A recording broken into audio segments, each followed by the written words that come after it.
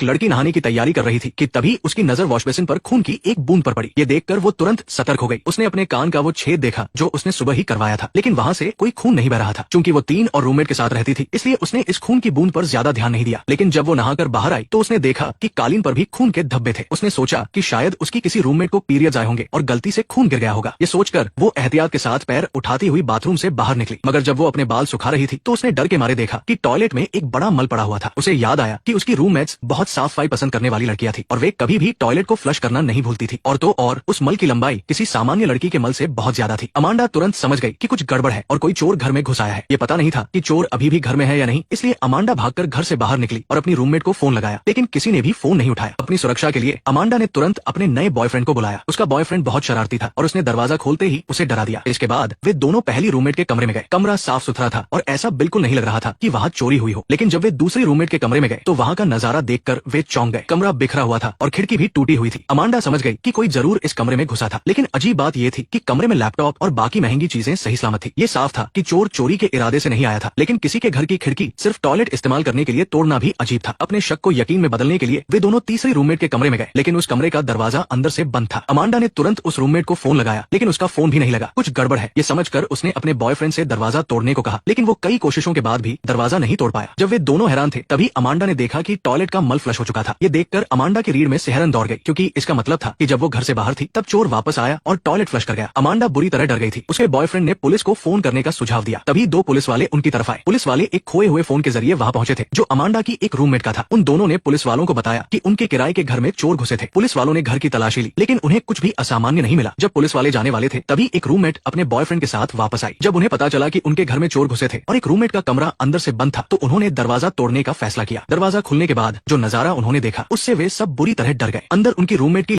पड़ी हुई थी। किराए के घर में हत्या होने पर पुलिस ने तुरंत उस जगह को सील कर दिया। रूममेट्स बहुत दुखी थी, लेकिन अमांडा अपने बॉयफ्रेंड के साथ सामान्य रूप से बात कर रही थी। इसी वजह से इंस्पेक्टर ने अमांडा को पहला संदिग्ध माना। अमांडा को पूछताछ के लिए पुलिस स्टेशन ले जाया गया। चूंकि अमांडा को इटालियन भाषा ठीक से नहीं आती थी, इसलिए इटालियन पुलिसकर्मी उससे कुछ भी नहीं पूछ पाए। पुलिसकर्मी ने एक अनुवादक को बुलाया, लेकिन जल्द ही पुलिस को पता चला कि अमांडा झूठ बोल रही थी। अमांडा ने कहा था कि टॉयलेट को चोर ने फ्लश कर दिया था, लेकिन जब वे घर पर आए तो टॉयलेट फ्लश नहीं हुआ था। इस तरह पुलिस ने अमांडा के रूममेट से भी पूछताछ की। जब उन्हें पता चला कि अमांडा अक्सर अपने घर में लड़कों को लाती थी तो अमांडा पर उनका शक और गहरा हो गया। उन्होंने अमांडा के पुलिस स्टेशन से जाने के बाद चोरी छिपे उसके फोन की जासूसी शुरू कर दी। कुछ लोगों का कहना था कि अमांडा निर्दोष है, जबकि कुछ का मानना था कि उसने ही अपनी रूममेट को।